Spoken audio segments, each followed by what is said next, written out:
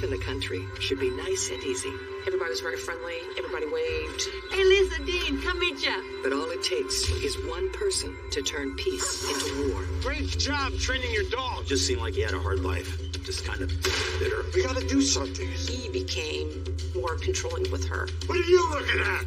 He just went ballistic. What are you, crazy? Stop, what are you doing? Someone's gonna get hurt. I don't know why she didn't ask to leave. Once allegiances are set, it's a fight to the death. Call 911! I can't live like this. You want me? Coming at me! This time I think he's serious. At this stage, we realized he was never going away. Oh, I swear I'm gonna kill you one day. Never in a million years could anyone have expected what was about to happen. Get back! Hi, Daddy. This isn't over. Let's pull the trigger whenever you're ready. It's Georgia! Residents of Greenwood, Indiana, get to live the best of both worlds. You can live in a rural sort of country area, but still being 5, 10, 15 minutes from the city. Everybody knows everybody. People, care about each other. We check in with each other.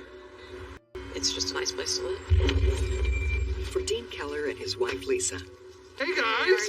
Hey, Dad. it's not just about the lifestyle. Their family has a rich history in these parts. My kids are the fourth generation to go to the school that is right around the corner. You could say we have some roots. Generations of families have lived in the area for long periods of time. My in-laws live just south of my house, in the house that they built and have lived in since they were married. Dean and Lisa both work in the city. He's a firefighter. She's an attorney. But with their youngest kids, Andrew and Shelby, still living at home, parenting is easier when you know all your neighbors. Everybody was very friendly. Everybody waved. We know our neighbors know us. We know everybody in the community. Nancy Phillips has lived next door to the Kellers for over 20 years. She and her late husband originally bought the property from Dean's uncle. Nancy's property and the property that we own used to be connected as one. She was friendly and we didn't have any issues with her. We joked. It was a good atmosphere. Look, isn't that fun? Gotta go, Mom. We're running late. Nancy has 2 daughters, Thanks so much. Dawn and for that. Debbie. We get along with them really well. Thank you for coming. Her daughters came and her grandkids came out, and they enjoyed playing out there like we did when we were kids. As Nancy enters her 70s, life alone is harder. As a single woman living out where we live with 3 acres of ground to mow, that would be a lot to take on as a widowed female. So Nancy comes up with the perfect solution. She invites her old friend, Jeff Weigel, to rent a room in her house. He and Nancy's husband all worked together, but when her husband passed away, then he moved out there and started renting from her to help with expenses and workload. It was a reasonable place for him to stay, so it worked out for both of them. Jeff quickly gets down to business. Jeffrey Weigel is a very active guy because you could tell in the way he walked, he seemed to have just a bunch of energy. He's kind of a person who gets by on his own resources, his own strength, his own 2 hands. Hey, Lisa, Dean, come meet Jeff. Jeff, hey, you. When I first met Jeff, he was just helping out. He was Nancy's new boarder, and we went to talk to him. It was welcome to the neighborhood. Wait, yeah, I hear you're a firefighter. That's pretty impressive. Hey, I'm impressed by anybody who cuts their own wood. Probably half as fast as you can because of the arm, He had something wrong with one of his arms. That happened at work. He was on some kind of disability for this. It hindered some of the things he could do physically. Just seemed like he had a hard life. I promised her I'd help out, so here I am. We'll see a lot of you? Well, we probably will, yes. Can't see too much of a good neighbor. But a good beginning doesn't guarantee a happy ending. For now, the Kellers welcome Jeff with open arms. Nice to meet you, Jeff. You too. Let us know if you need anything, okay? Thank you. Take care, guys. Bye. I wouldn't say they were best friends, but they could count on each other if things were needed. It's nice to see Nancy with a friend. She was lonely on her own. Initially, I thought it was going to be good. As time passes, Jeff is true to his word and keeps the property in great shape. He would take care of the chores around the house, fixing whatever was broken and that sort of stuff. And I take it he was very good at that sort of thing, too. Hey, Jeff, I brought you some coffee. Oh, that's great. Just leave it right there. I'll get to it. Thanks, hon. And it was clear that, she was a big supporter of everything Jeffrey did. Just as Jeff starts feeling settled, Dean unknowingly makes him uncomfortable. Out?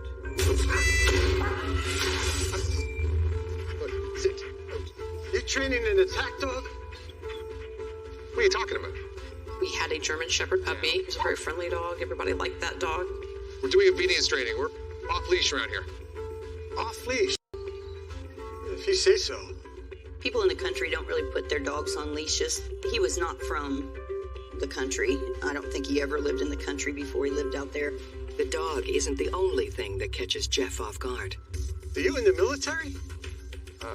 Part-time. We're retired out of the Air Force Reserve, and we typically did not come and go from the property in our uniforms. But one night after drill, Dean came home in uniform. I'm more of a peacenik, huh? He told me one time that he was a peace-loving hippie. He had protested the war. Hope you don't have a problem with that. Not in the least. I told him, I'm like, that's fine. I choose to serve. That's my choice. You chose not to. That's your choice. You don't have to like it.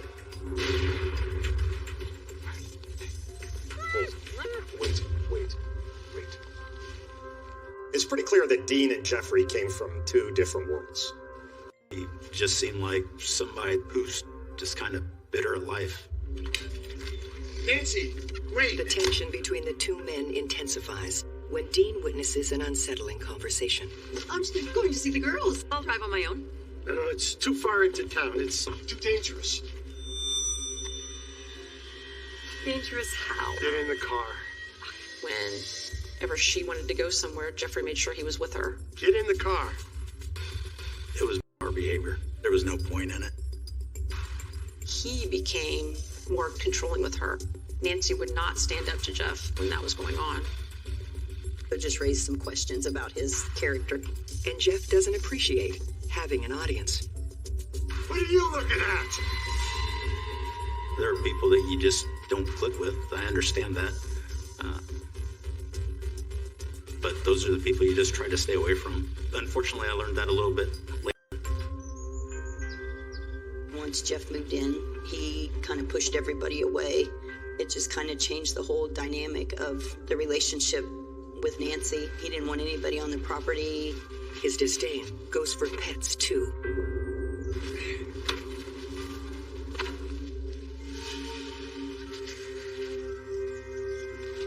Hey, great job training your dog.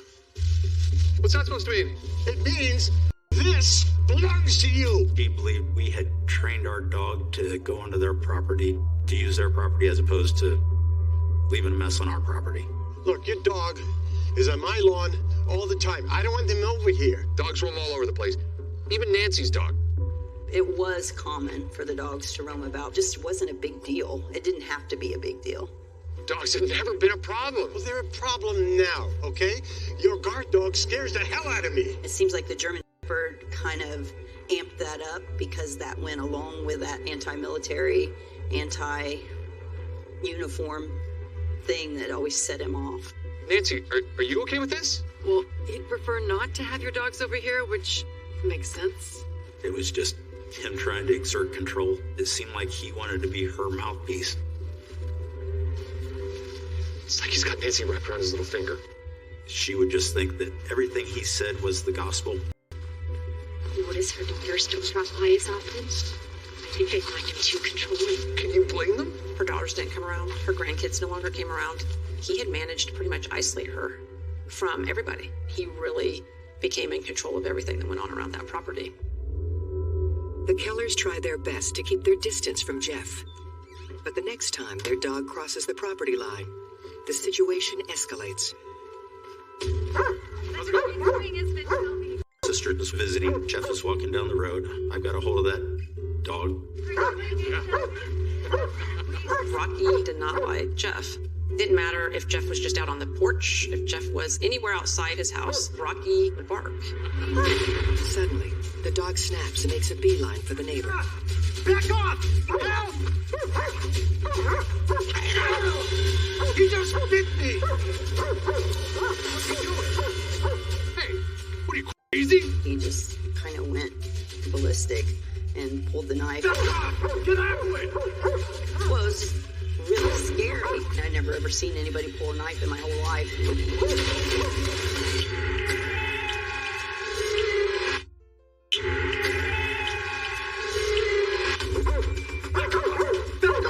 He has a pocket knife pole. It's like you can put the knife with. Whoa, what are you doing? I know it's not right that my dog's off my property, but there's no need to cause it harm. What are you, crazy? We got kids out here. I'm just trying to get this de-escalated. My brother got his dog. We thought Jeff was okay. He wasn't bleeding. We didn't see any injuries. And then Jeff called the authorities. When officers arrive, they question both sides. The dog jumped on him when it ran out, and it scratched him, but there were no bite marks. It can't be verified whether the dog bit Jeff Weigel, but either way, there's consequences. There are abrasions on Mr. Weigel's leg, so you're gonna have to quarantine your dog. You can't be serious. Which means that the dog had to be inside, No, I'm serious. or if it was outside, to use a leash, which was just kind of weird. Law enforcement tells both neighbors to stay on their respective properties. Careful. Come on. He's more worried about his dog than he is about me. Jeffrey believed that the Kellers didn't act quickly to pull the dog off of him. Help! Help! So he was very angry about that. That was probably the first moment that this is not going to be something that's going to probably work out. It was just hard to understand because we hadn't dealt with somebody like that in our area before. Weeks later, the dog quarantine ends. But Jeff's fear of the Keller's pet remains. Hey, I would appreciate it if you keep your dog on a leash. Why leash? Because he bit me once, he could bite me again. I didn't understand what his thought process was. If you're afraid of the dog, then step back into your house. Yeah, I'll follow the letter of the law, but you cannot dictate what I do on my own property. That's absurd. Fine. I'll just have to figure out a way to keep your dog off our property. Our property? It seemed like he was always trying to get me to react. Let's go, boy. Come on, grab your ball. Let's go. This person, who hated us for whatever reason, controlled a lot of what we did and how we did it, and that's a horrible way to live. He rented a room. He didn't own that property. Jeff didn't own anything. Since Jeff isn't leaving anytime soon, Dean comes up with a way to divide the properties. Hello? Nancy, Oh, hey, what can I do for you? I want to build a chain link fence along our property line so we can go back to being good neighbors. Well, it's fine by me. I talked to Nancy, and she said, yeah, that was fine. Dean decides he's going to take out a fence, an old fence, and put in a new fence, so that the dogs could stay in their particular yards and not get into the neighbors' yards. Hey, what the hell are you doing? Put in a new fence. Who told you you could take the old one out? Dean now realizes this feud is about more than just dogs. Jeffrey believed that that fence was theirs and that Dean had no right to remove it. First of all, it's not your fence. It's our land. It's our fence. Secondly, Nancy said okay. But you didn't okay it with me. I knew it was our fence. It was just Jeff being Jeff.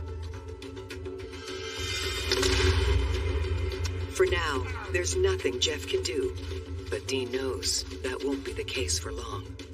It's like the kid that, if you're going to ignore me, then I'll do something until you pay attention to me.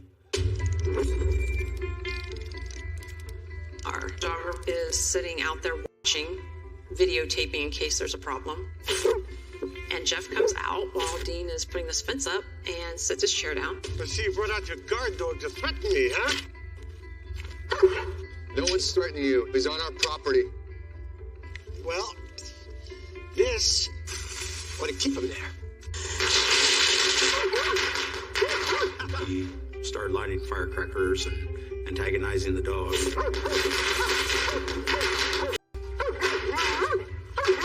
The dog was growling and barking and wanted to get across the property line. Stop! What are you doing? Someone's gonna get hurt. I'm on my property. I can do whatever I want. Hey, you gonna step on my property? I think he was trying to lure me onto their property so then he could be justified to doing some action. Are you gonna step on my property? These two would do this daily. Anytime they saw each other, there'd be something that one side would do to make the other side angry. Dad, don't! All right, let's go to the club. That's what I thought. So I probably just thought a step back. Things were going to get said that we're going to possibly, not be able to be unsaid.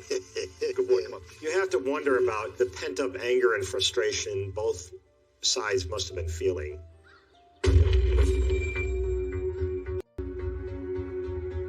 When Dean finally finishes the fence, it doesn't give the Kellers the peace they were hoping for. You don't know what he's thinking, but you know what he said to your husband or what he said to you. So we started making adjustments to our life and the way we used our property. Meanwhile, Nancy Phillips remains grateful for Jeff's help and oblivious to the stress he's causing her neighbors. I don't know why she didn't ask him to leave. She would always say we just didn't understand.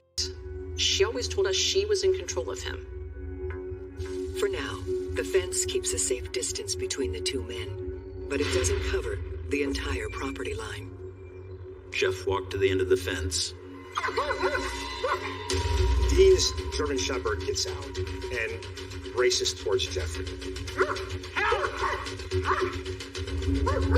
Jeffrey, he's trying to defend himself from the dog. I go to get the dog and he makes a move towards me. I never imagined it would get to this.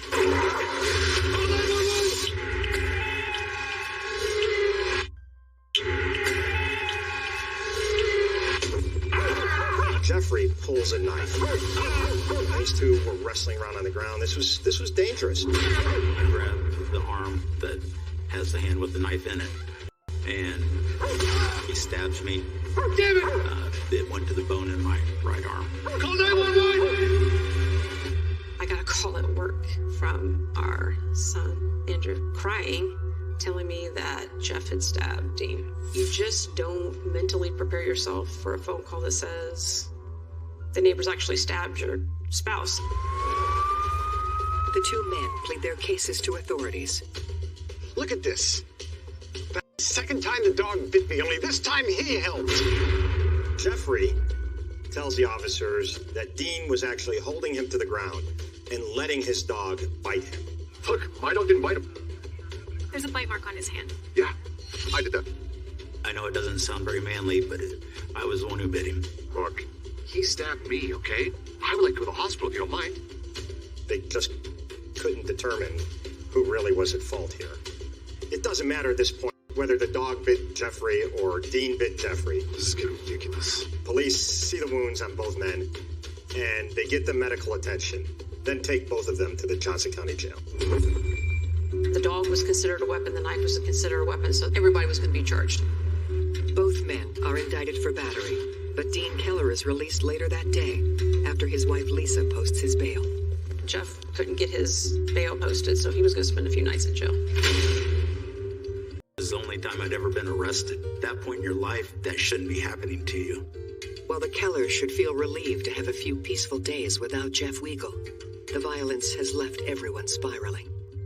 The kids were home when the stabbing happened, so now I've got to deal with them being traumatized by that and a new reality that it's going to be word on word and we're going to look just as guilty as he does. Meanwhile, Jeff's absence leaves Nancy Phillips feeling vulnerable. He really got in Nancy's head and Jeffrey convinced her that she needed him there, that everybody was out to get them, and everybody was against them. So when Dean and Lisa's pet gets overly excited, Nancy is on high alert.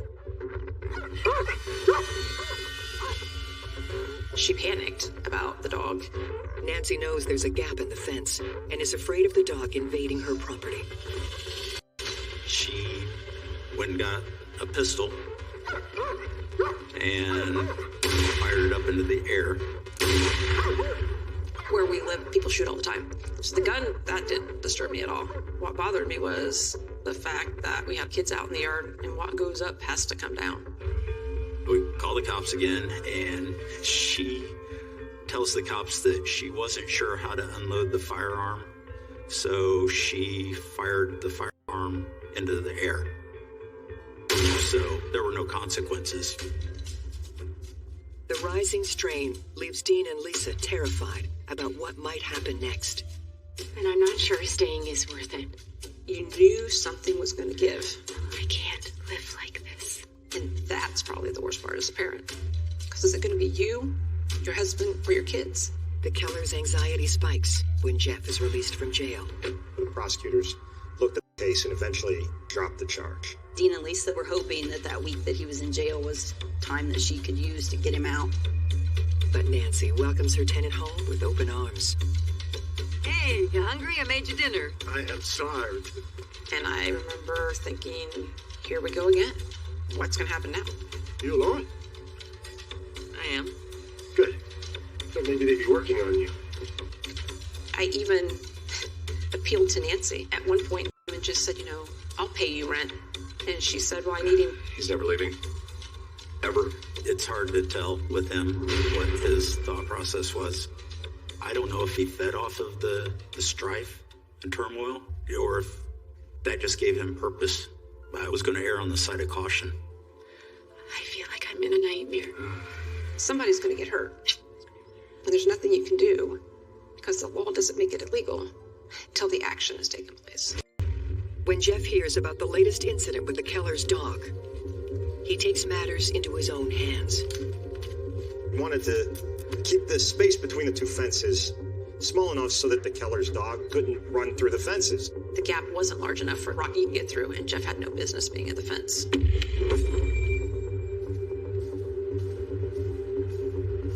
I told him, this is not your fence. Please don't attach anything to it. If you do, I will remove it. But Jeff is relentless in his pursuit to close the gap. I think at one point it just became a point where he could further irritate my brother. When Dean spies Jeff back at the fence, he knows a fight is inevitable. Only this time, he's going to get evidence. Get out of my face. The fence was a big bone of contention in all of this. I'm not in your face. Stop touching my fence, or else. It just added more gas onto the fire. You stick your foot over here one more time or try to hurt me, I'm gonna pull you over that fence. Dean felt, You hear me? this was his fence, and by God, keep your fence away from my fence. Overnight, the hostility simmers between Jeff and Dean. These two were always close to blows. It wouldn't take much for either side to throw a punch. And in the morning, Dean makes the first move. Jeffrey would go out and attach it, and Dean would get the wire cutters, and Dean would cut it off. What are you doing? He's at it again. Neither side could let the other side alone. Back off, huh? You back off. I was given as good as I got. Here. Nancy put Jeff out of the room. Stop it! I was in disbelief. Touch her again, and I'm coming over that fence. It took my brother to a different level. You want me? Coming at me! I don't think either of them thought this was ever going to get this bad. Where am I gonna kill you?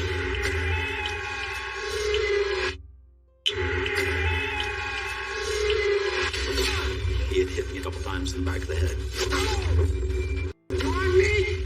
Coming at me! I wanted to go over the fence, but I knew that I shouldn't, and I didn't.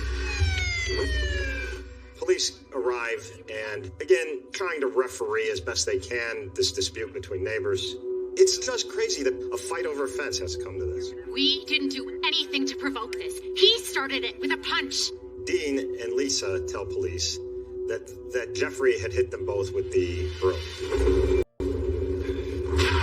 But Jeff and Nancy say that Dean was the initial aggressor. No, he started it with that fence post. Nancy tells police that Dean had picked up a fence post and hit Jeffrey with that. It's a case of he said, she said. And without any concrete evidence... So you can't do anything? No charges can be laid. I felt like we wasted them coming out to our house. It got very frustrating. I just want it to end. You know, it's getting scary. Is there nothing you can do? I'll make a report and pass it along to the county prosecutor. But the smart thing? Install a security camera. The police suggested that they just put a surveillance camera out so these things could be caught on tape without them having to physically record them with their phone. So we buy this little camera. It's kind of aimed at the point where, you know, we've had these issues. I'll catch him reaching over the fence, hitting me in the back of the head, or poking me with a broom. We'll have the irrefutable video that we need. For the first time, Dean and Lisa Keller are finally confident they'll get rid of their neighbor once and for all. And Jeff Weigel remains determined to protect both he and Nancy by any means necessary. Nancy felt like Jeffrey was on her side and would do what it took to protect her and protect her property. The next time the two men meet at the fence, Jeff gives Dean the evidence he needs. I got a gun. You plan on using it? Yeah, bitch. Thank you. I actually said thank you because I'm like, all right, he threatened me with the firearm. We can call the cops. This time I think he's serious. I remember thinking, finally this is going to end. He's going to get charged. She's going to evict him. And we're finally not going to have to constantly be looking over our shoulder. Dean makes sure he's prepared to defend himself. Now on. Just in case. Carrying 24/7. He'd already stabbed me with a knife. He said he had a gun and he planned to use it. I'm going to take that threat serious. I'm scared. Don't be. I have a plan. Before calling the police, Dean approaches Nancy one last time to make things right. Nancy, can I talk to you about Jeff? I use this portion of my yard without him coming out here and arrest. If he leaves, I mean, you civil neighbors. It's your property. Are you married to him? No, my yard looks nice and my hands split. I told her that this is not going to be good, and you not kicking him out, this could come back on you. It's going to cost you a lot more if we go to court. She felt that I was threatening her with legal action. What do you mean? All of the neighbors were concerned for Nancy. I'm sure he was a frightening person to live with at times. Dean's efforts snap Nancy back to reality. You want me? I'll kill you! Coming at me! And she begins to understand the Keller's fear of Jeff. She knew how he acted towards people that made him angry. Call 911!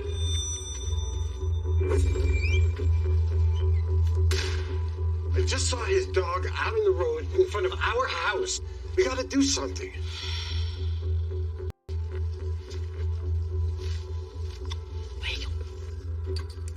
I'm not so sure it's a good idea for you to stay here anymore. Are you evicting me? I wish things could have been different. I'm sorry. Just be careful of him. Nancy's newfound bravery helps mend other fences as well.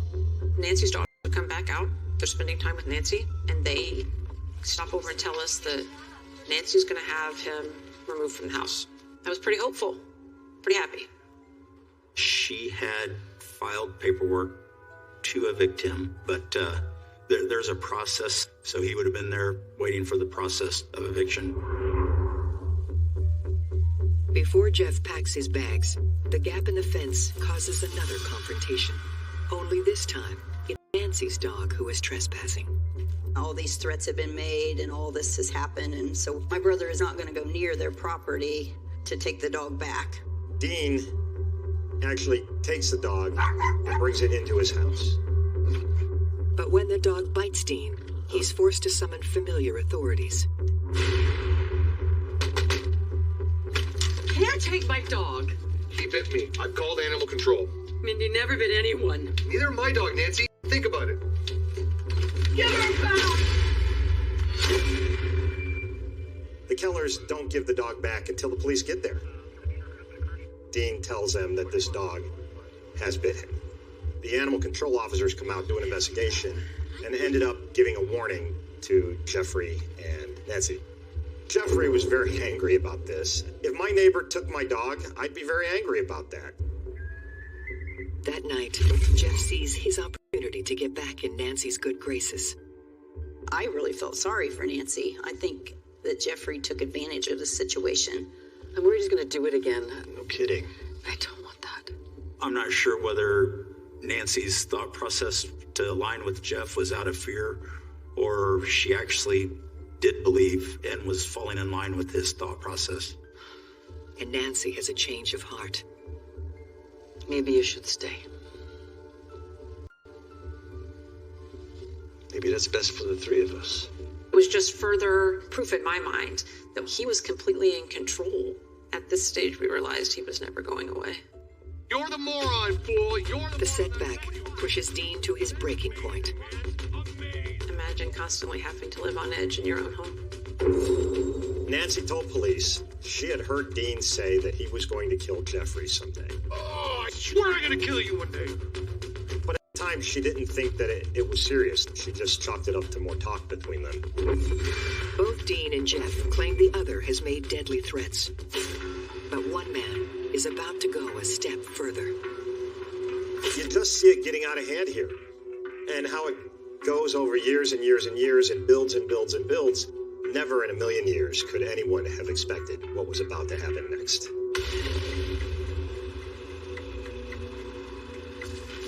It was pretty much like any other day.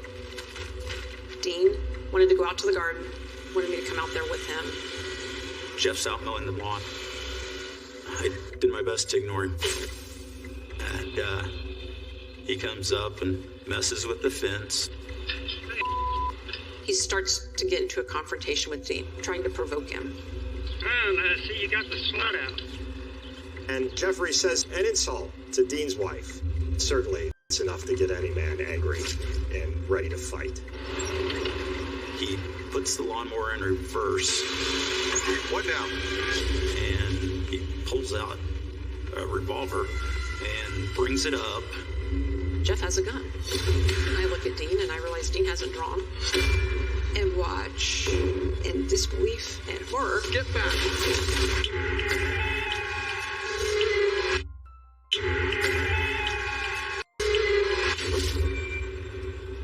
Easy, Jeff. I told him not to, don't shoot me. Get back! I reach for my weapon. The firearm that he has is pointed upwards. He's bringing it down. I draw my weapon, hit him with the first shot. I fired 11 rounds total. He's fallen off the lawnmower. Jeffrey fires some shots back. My husband is returning fire. There's no cover back here. We can't get away from him. Dean and Lisa Keller move quickly to protect their lives. My gun's empty. It's done me no good. I discard it. Shots fired. I know I've hit him. I know he's wounded pretty bad. Jeffrey, he has 4 bullets to the chest. He's critically wounded. But you see him miraculously stand up and then walk towards his house, uttering one last insult. I tell tell the dispatcher that he's kind of staggering as he's headed back to the house. He just collapses onto the kitchen floor. He's bleeding profusely. These 4 bullets certainly looked like they were going to be fatal. When the police arrive, Dean plays it safe. I don't know what the cops are going to, what their thought process is. Police, freeze! I don't want to make any sudden moves that's going to get anybody else hurt. I shot my neighbor. He asks how he gets to the neighbor's house. Tell him it's the next driveway to the north. By the time medics arrive, there's a whole lot of blood, and they have to cut his clothing and work quickly to get him help and get him to the hospital. While Jeff is rushed into emergency surgery, the investigation begins, and officers try to interrogate Dean. I really should speak to an attorney. Dean exercises rights to not speak to the police without an attorney. But he is willing to share one piece of information. They hadn't noticed the camera was there, so we tell the sheriff's department.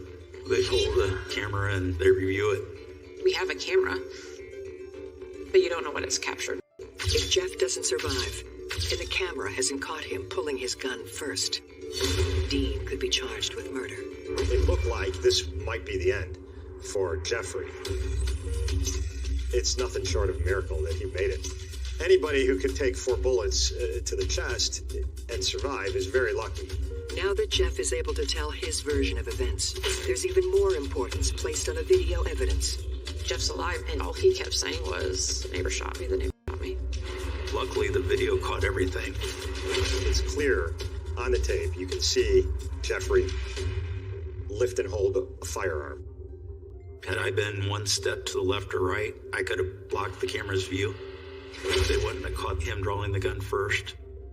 That movement, that showing of the gun, was enough to justify self-defense for what happened next. You have a right to defend yourself in most states, certainly in Indiana.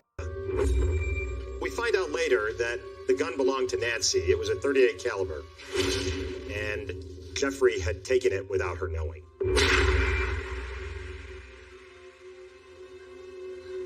At the trial a year later, the incriminating video seals Jeff's fate. Prosecutors charge Jeffrey with criminal recklessness with a deadly weapon. He served 6 months with good time. Dean Keller is never charged with an offense. It's like a weight being lifted off the shoulder. How Jeff fired 5 rounds and never once hit Dean, I will always be grateful for that. Because truly, as close as he was, there should have been no way he missed. When Jeff is released from jail, I know the book. Nancy takes him back in. It took him a long time to recover. My first thought was disbelief, completely caught off guard that she would let him back. But after she faces some health complications, Jeff moves on. Jeffrey decided to leave. It wouldn't have been the same easy living situation for him anymore. Nancy's daughter Dawn moves in to take care of her. And for the first time in years, the Keller family can finally relax. I think it's hard to understand, but the sense of relief that you get, and you go outside, and I don't have to look at that fence and wonder whether or not Jeff's going to walk out with a gun and shoot somebody. It's been a learning experience for everybody involved. It was a turning point for me.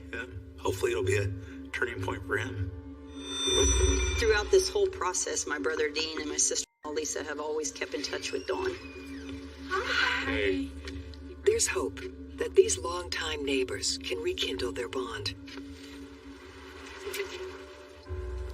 But the community will never be the same. Greenwood, Indiana is not, a place where you have a lot of shootings.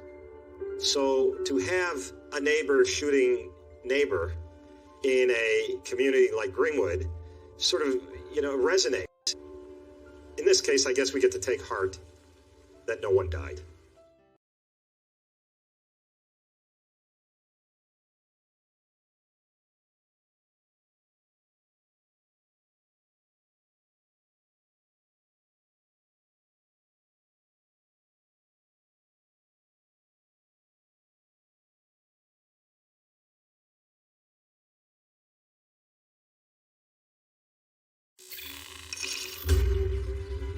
neighbors can form a quick bond. Thank you. To new friends. And they can tear it apart just as fast. I actually have a favor to ask. She's daughter borrowed money. I'm done with your mooching. I'm not gonna take care of you and your 2 teenage kids. You messed with the wrong woman! Same to you! It was his word against her word against his word. Working out between you two. Seriously? It was crazy, like I couldn't wrap my head around it. A family feud erupts into an all-out war. You couldn't resolve nothing with her. She was crazy.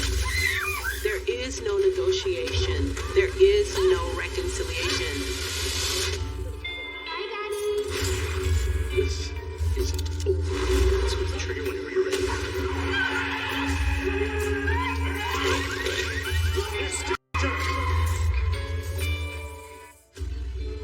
Fresno, California.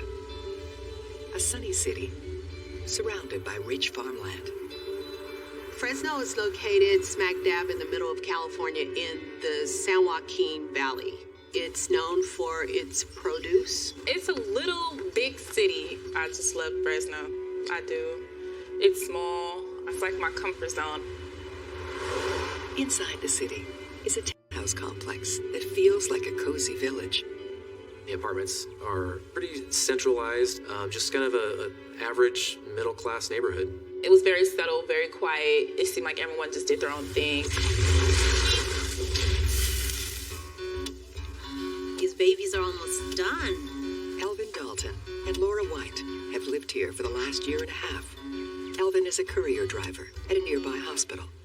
Mr. Dalton was a hard-working, peaceful individual who was trying his best to make a living and make his way throughout Fresno County. The flame just went out. Let me help. Oh, you think your good looks and charm will get it going? It couldn't hurt. He was nice, and the way he carried himself, and he always talked positive, and he always wanted people to do the right thing and stuff. We'll got eventually. Yeah. Go on and toss the salad. Laura was a little more assertive than Alvin. She was a really good cook. She liked to fish. She's her own woman. We had a good life there. And it seems their neighborhood is about to get even better. Oh, it's a nice day out today. Yeah. Single mother Danetta Henry and her kids have just moved in next door.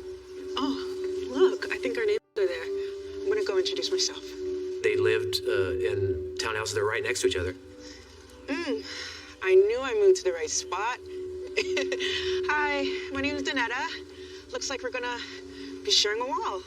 She was just a high-spirited person. She was a people person, just like I am. Hi, I'm Laura. This is Alvin. Nice to meet you. That's Desmond and that's Dejanay. Danetta was a single mother who was trying to raise her kids as best she could. She just was always optimistic. She worked a lot just to make sure we had the best. Wow. Is that Hickory? Me and Al, we were barbecuing on the patio, and Danetta said it sure smells good. Yeah, she knows ribs. You know, if it's not too much to ask, we've been moving all day. Oh, not at all. She asked for some ribs, so I gave her some ribs and hot links. Awesome. There's plenty for you kids, too. This simple act of kindness bodes well for the future. What a nice lady. Really nice. But a happy coexistence is never guaranteed. I'm warning you! Go to hell.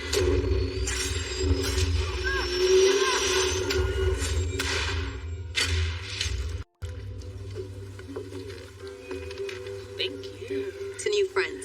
Lots more wine. For now, it seems the new neighbors are a good fit. They were friendly. They hung out together. They talked. They spent time together. Like, they would conversate. They used to drink together sometimes. It was just cool. I'm waiting all day today. I would see them, like, hanging out in the front courtyard area or across the way at another neighbor's townhouse. Hi, Mom. Hi, sweetie. They were just the typical neighbors and, you know, just vibing with each other and stuff. Then, according to Laura, Danetta begins to cross that line between being neighborly and being a nuisance. Hey, while I have you, I actually have a favor to ask. Things are a little tight this month. She started borrowing money, $3, $5. She was working at a nursing home, and she borrowed $5 from me. Just pay me back, okay? That's because she's a new neighbor. She kept asking for stuff, and I was trying to help her out. So good. We used to barbecue like once a month, and then she kept asking for barbecue. Oh, wow. It smells like mesquite. Oh, hey, girl. I got some for you. No, give her the big one. The kids. I even put a whole slab of ribs on the grill one time and gave it to her. Say hi to the kids for me. That was an expensive cut of meat. As they say, no good deed goes unpunished. And then she asked, could she borrow some cooking grease? I gave it to her. And then she asked me one time, could she borrow cornmeal? She said she wanted to fry some fish. She was asking for too much. Laura says Danetta's requests come at all hours.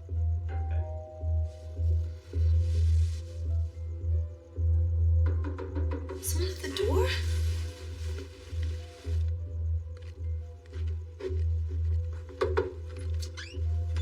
It's still dark outside, like 5 o'clock in the morning. Did something happen? No, not at all. I just need some garlic salt. Garlic salt? Yeah.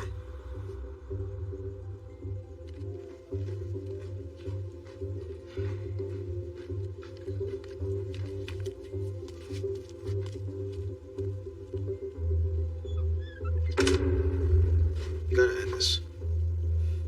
Albert told me stop giving stuff out to the neighbors. He said, you feed a cat, they keep coming back.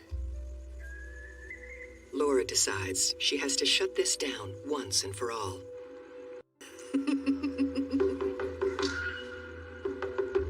Hey, girl, come out for a drink. When she knocked on the door, I wouldn't even answer. Where are you going? Come out for a drink. I wouldn't even answer the door. Because I know every time she knocks on the door, she be begging.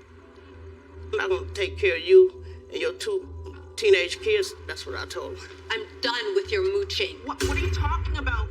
Where are you going? But there's another side to this story. According to Dejanay, it's her mother who actually decides to end the friendship. I just know because my mom, she did used to drink often. She came to me one day was saying, you know, I'm not going to be socialized, not going to be hanging out as much. She just really needs to focus because at that time she was trying to go back to school. She just wanted to better for us. So she wanted to slow down a lot. And it seemed like as my mom became distant, that's when Laura started to feel some type of way. It's impossible to know exactly what starts to tear this friendship apart, but the breakdown is real. 4 in the morning, she's knocking on the door. She did what? Tell me more. That's her daughter over there. You could tell it was directly towards my mom, like cracking jokes on her and stuff. When I initially started seeing the stuff and how she was acting towards my mother, I was very confused. I'm just like, is there something else going on or anything? Are you guys laughing at my mom? Laura has her own version of the entire story. Everything we did, we didn't involve the neighbors in nothing that we did. No, we were never friends. I don't know where her daughter got that from. She never been inside my apartment. Did you and Laura get into a fight? She's outside saying really mean things about you. You come to the point where you're bullying, then of course, then that's when you kind of go naturally into defense mode. And that's what happened. It was very, very, very upsetting. Battle lines are drawn, and neither side is backing down. I was going to the mailbox and she was coming from the mailbox. And then she walked close and bumped me. I knew right then we were going to start having fights. But no one can imagine how bad it's all going to get. And that's when things started escalating.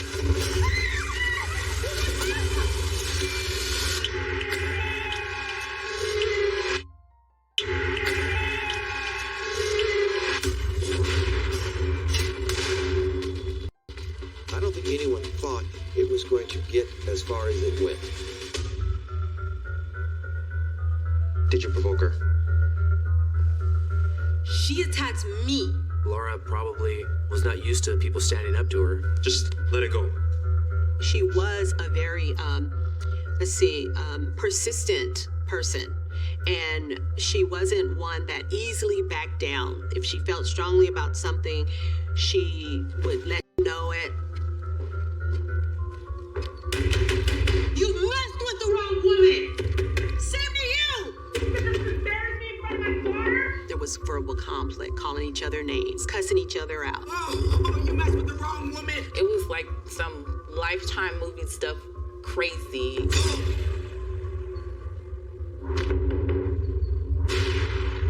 And the craziness just keeps coming.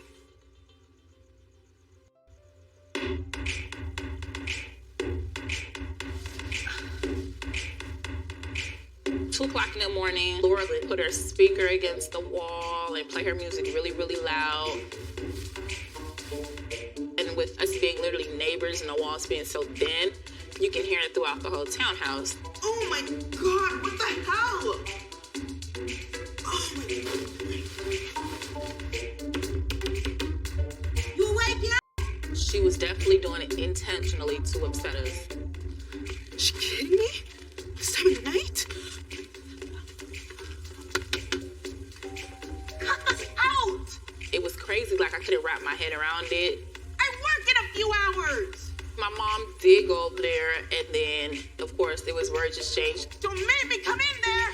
I'm warning you! Here's where the story gets tangled. Laura claims it was Danetta playing the loud music. She started blasting her music up, putting her real loud, and I used to hear her saying, Al, he not gonna be able to get no sleep, and he gonna lose his job.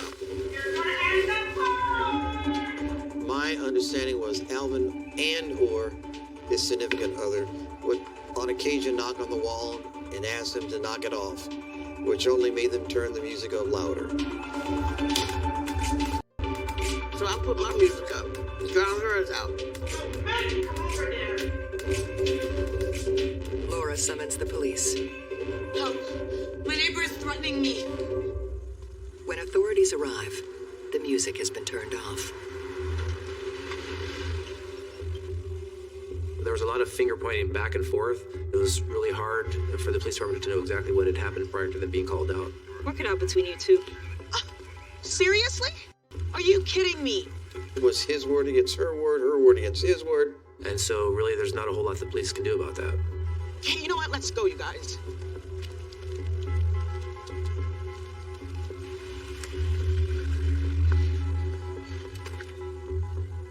I guess we're just going to have to let this one go. Alvin is a peaceful person. I never saw him have a fight, with anyone. You could tell he just worked and minded his business and really laid low and came and went. But in this neighborhood feud, no one's letting anything go. Now another battle begins, and each side claims the other started it.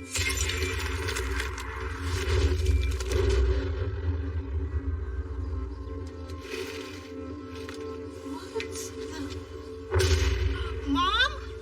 What? We had went outside and we seen she had dumped it was clearly her garbage can over to our side of the back patio.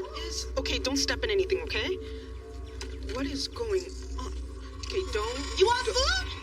Here you go. Laura says she only ever threw food once, and only to get even. I threw food over there that one day when Al was at work. Her and Deja, they was throwing food on my patio. When I called the police, they said they're not coming back out, so I started throwing food back over there. That was that one day. She threw food on my patio almost every day.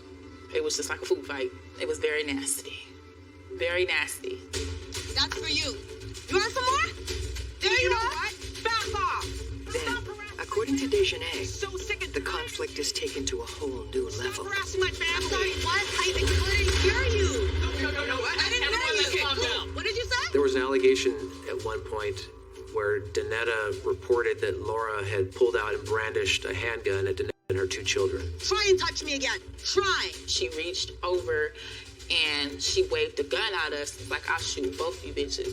I think it was a scare tactic, just to like bully us and to think that she was more superior. Go call the cops. Police arrive, but it's the same old routine. Ma'am, we looked everywhere. No gun in sight. Nope. I ain't never threatened to let them no gun. Police search. Yeah, they didn't find nothing. What? She must have hidden it. Your neighbor says she's innocent and we can't prove otherwise. There wasn't evidence, and Laura denied committing the act, so there wasn't a whole lot that the police department could do at that point. Oh my God. Next time you call, make sure you've got some evidence for us.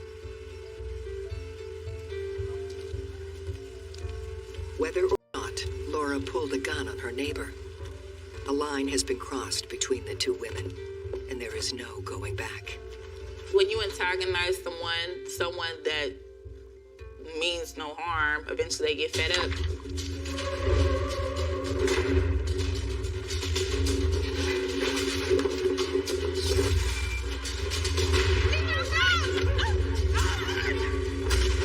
Better watch yourself, Missy. I was just mind blown.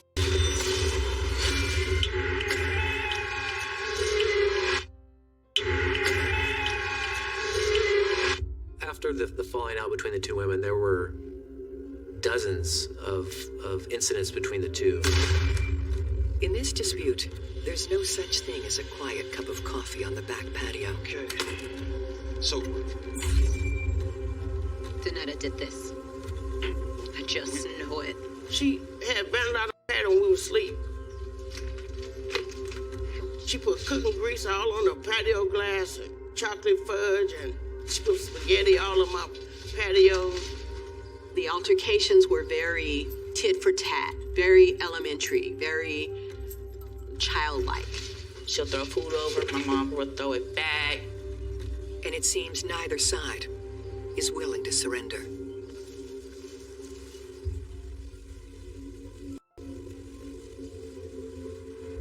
Something happened between the 2 of them to sour their friendship. They couldn't go their own ways because they were neighbors. They lived next to each other. So Laura and Danetta had to see each other on a daily basis. Hey, you! Go to hell! If the neighbor said something to her, then she'd say something back. If the neighbor said, I'm gonna get you, she would say, I'm gonna get you back. Things like that. Each side blames the other for instigating the arguments. You better watch yourself, Missy. She would just call me names. She would call me a bitch and insults and stuff. You big nose bitch or you big eye bitch. Hey, don't talk to my daughter that way. How dare you? I would get very, very, very upset about it, but what can I do? I'm only 14. Yet Laura claims just the opposite. She says Dejanay insulted her. Hey, look, it's the local crazy lady. Hi, crazy lady. Dejanay got smart when she was with her mother. She was trying to make her mother feel good. The Henry's neighbor contends she was just standing up for herself. Watch yourself, Missy. Guess your mama didn't teach you any manners. Okay, don't talk to my daughter that way. She would get upset, but there's really nothing you could do. If she were to go over there, they would fight. It's just nothing she can do. I just looked at it like this, made the best man win. Okay, just go. Trapped side by side, the opponents continue to hurl accusations at the other.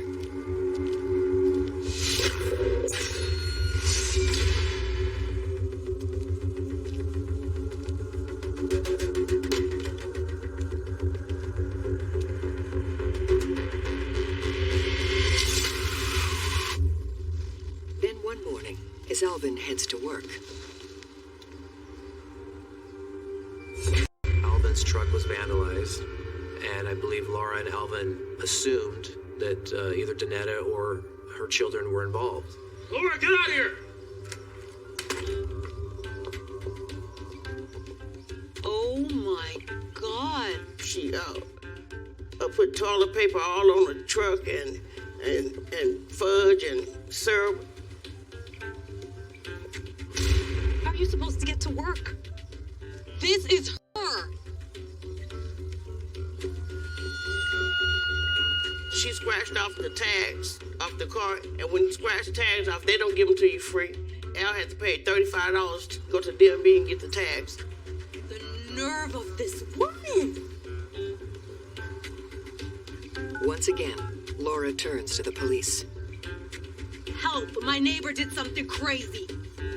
But they can't resolve this war. So wait a second.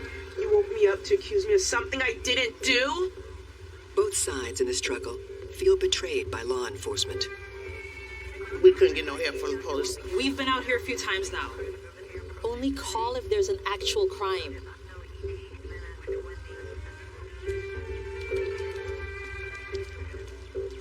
After the fact, Desjardins acknowledges she and her family were actually responsible, but only up to a point.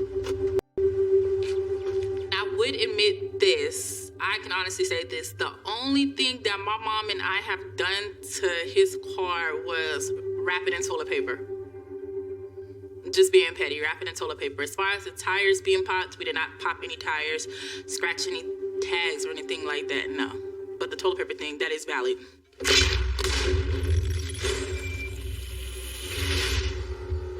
After that, Alvin did not leave the car in the parking spot. He would park it 3, 4, 5, 6 blocks away, just to avoid the conflict. And now Alvin has to bike to where he keeps his vehicle. Al, he'll just hold it in.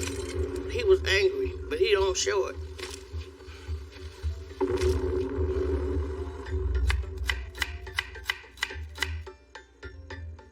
He is willing to look beyond faults and try to resolve conflict. Please, leave her alone. He said when you walk outside, don't say nothing to her. They're trying to keep peace. He said don't say nothing to her. I said, well, only when she say something to me. Al's the type of person, he don't argue with nobody. He won't say nothing to nobody. I'm the one arguing with somebody. He won't say nothing to nobody. If we don't fight back, she's just gonna keep walking all over us. The police, they don't do nothing. You couldn't resolve nothing with her. She was crazy. She's only gonna keep tormenting us if we give in. I don't believe that my brother could control her.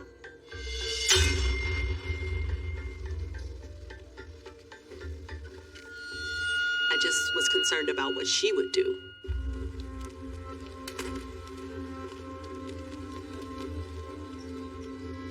There were so many different reports, and maybe some of them truthful, maybe some of them made up. When we get to the mall, can we check out the game store? I'm just happy to be getting out of crazy town for a minute.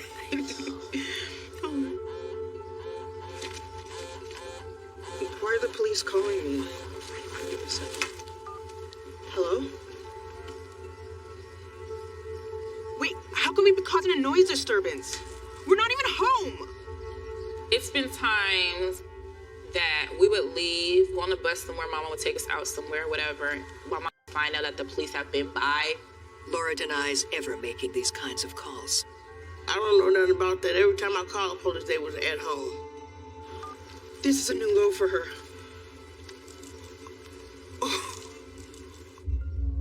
Either one of them had it within their power to stop it. Daniela could have stopped it too. She just chose not to. She wanted to continue to turn the knife and stick the knife and see how deep it would go. The allegations and accusations keep ramping up. According to Laura, one night while walking home, Danetta and a group of thugs block her path.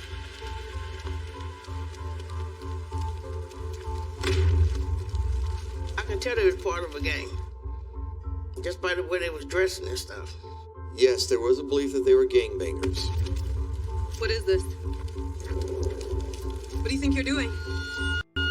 Alvin! I know Danetta had a dumbbell. She had a silver one, like she gonna hit me with it. Call the cops, get out of here! you're talking about the Hatfields and the McCoys, and not necessarily a lesser version.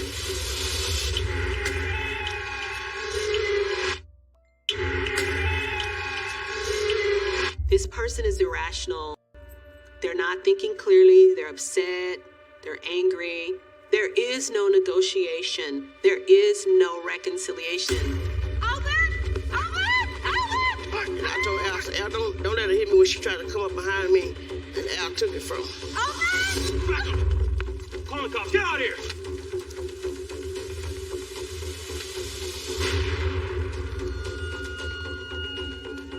The behavior of both of these women is so incomprehensible to me. I don't even understand that mindset, to tell you the truth. It's beyond me.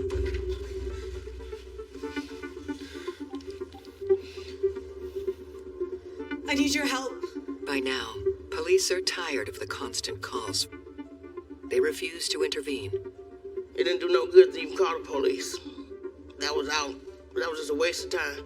Well, same to you. Like so many of these stories, Laura lacks hard evidence to back up her claim. I heard about the incident, but we couldn't prove the incident. Couldn't prove who the 5 men were because nobody seemed to know their names or where they came from or where they resided. It was a lot of assumptions going on about my mom. Like, my mom has all, like, these dudes that's gonna do X, Y, and Z and all that. She don't bring other people in her. So I really don't know what happened, what could have happened. I don't want to say it did or it didn't because I really don't know. The only thing certain in this feud is that both sides believe they're the ones in the right.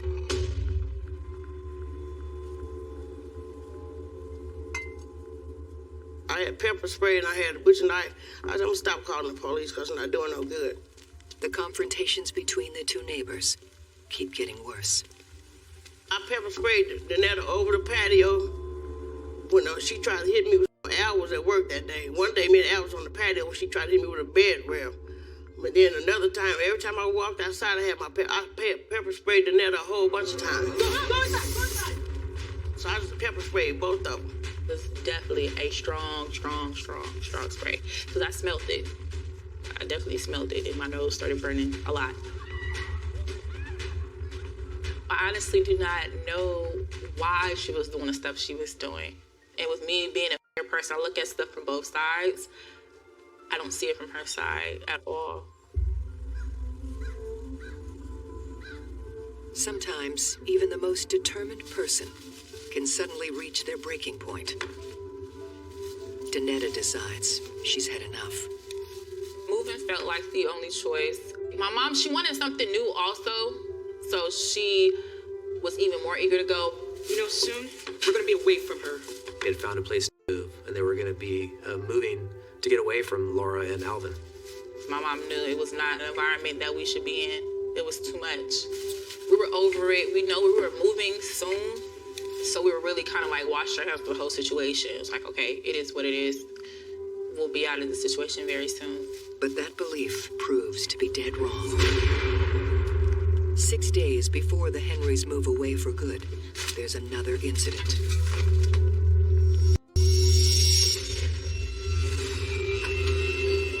And Danetta blames her neighbor. Laura! I know this had to be you! We were moving in 6 days. Laura still kept going. She just wouldn't stop. She wouldn't stop. Even when we did stop, she wouldn't stop. Laura denies the charges and claims it's Danetta who won't cease fire.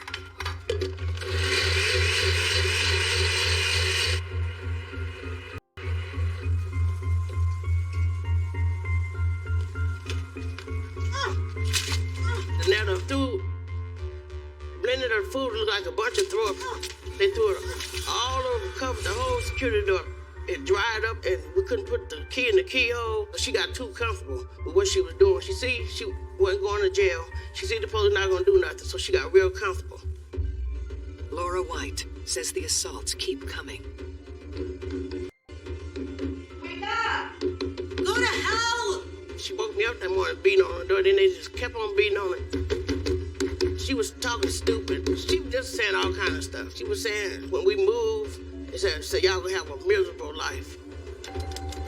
She claims Danetta Henry taunts her endlessly. She said that she was going to have members of a notorious Fresno street gang take care of Alvin. She said, my homeboys coming over and they gonna that car and Alvin. My homeboys are gonna rearrange his face. And so that is what threw him into a different mindset, is that of fear. Wherever the truth lies, Alvin decides he needs to be prepared should he face a serious threat. And that's when he got the gun and put the gun in his car. He did not want to be defenseless coming from his car, going into his apartment. There's less than a week to go before the Henrys move away from Laura White and Alvin Dalton. It was a normal day. My brother was in the house playing a game, and my mom and I were walking to the store. She's talking about grandkids and all that, and I'm all like, lady, no, it's not gonna happen right now. Not that she wanted it right now, it just wasn't gonna happen no time soon. They were walking back to the complex, and just before they got there, they ran into Laura. And so the women, as they met up, they started yelling, cursing. As usual, there are differing accounts of what happens next. Think you're gonna come to my house and find now? Get out of my face! I was just used to it. We're just like, lady, go. Like, what's your whole deal today? Just bye. Get out of the way, whatever. Laura asserts that out of the blue, Dejanay throws a sports drink at her. So she retaliates in self-defense. But Dejanay maintains that Laura attacks her and her mother entirely unprovoked. You really think you're gonna come over and threaten Alvin? She started spraying us.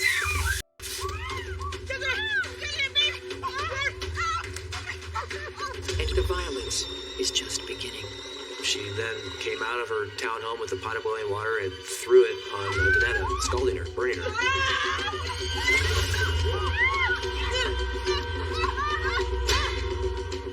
She started hitting her on the head and upper body, hitting her with the empty pot. And of course I jumped in, trying to pull her off of my mom. And that's when Dejanay started kicking me in the back. Kicking me in the head and the back. Al grabbed her, and she tried to bite Al. Home from school, Desmond hears the screaming and rushes outside. Alvin, what the hell? Do something! So he comes running out to see what's going on. He sees his mom being pummeled. He sees his sister being thrown to the ground, and he wants it to stop. Get off my mom! He said, bitch, get off my mama. He wants to help his sister and his mom. And he says, hey, get Laura off my mom. Stop the fight. And Alvin's response was, no, let him fight. Let him fight. Alvin was a little bit relieved because he's like, look, maybe they just need to fight and get it out of their systems. And we'll be done with this once and for all. What's the matter with this? Please be fair.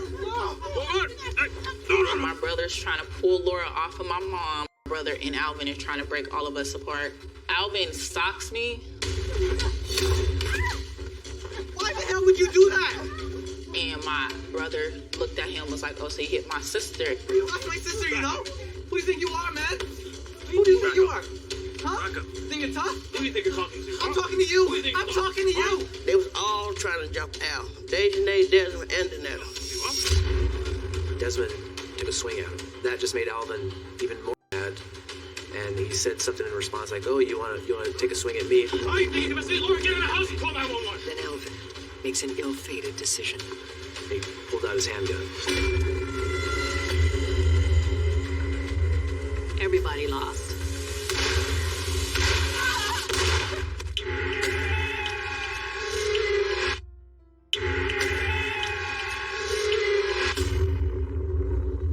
He pulled out a gun and he just started aiming. You guys mind? Leave my children alone. I said leave them alone. Alvin fired his gun multiple times. He hit Danetta. She was shot in the head, shot in the chest, shot in the arm, and shot in the forearm. I was shot twice in my stomach and my elbow, and I was grazed on my butt. I was on the ground. Of course. And then I looked over and I seen my mom, and it was a lot of blood. I gave her a kiss, told her I love her.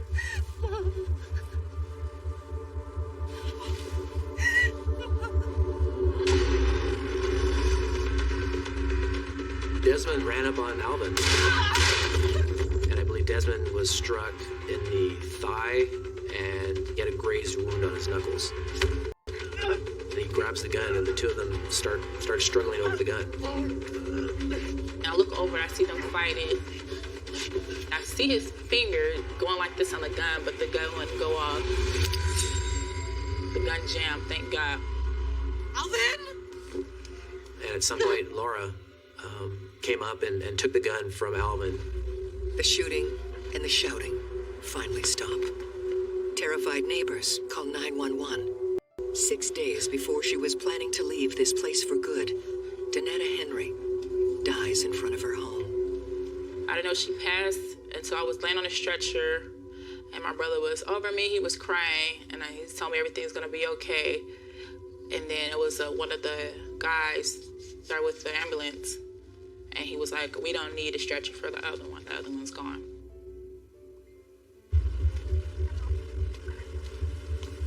Alvin Dalton is arrested and taken into custody.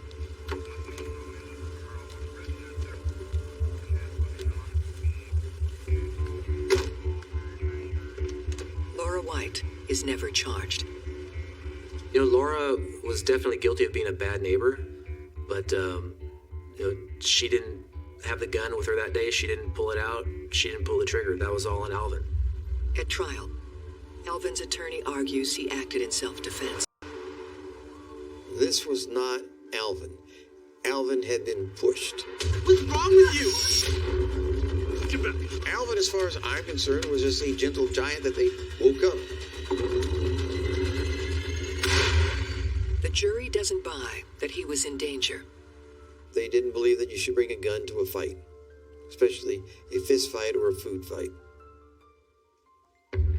Alvin Dalton is sentenced to 83 years to life for second-degree murder and attempted murder. His family is devastated.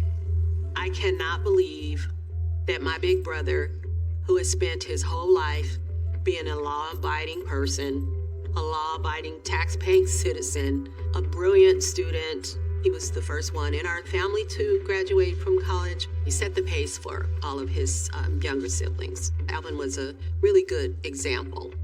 I cannot believe that he will now no longer fish, no longer have a beer, no longer have his freedom. It's been taken from him, just snatched.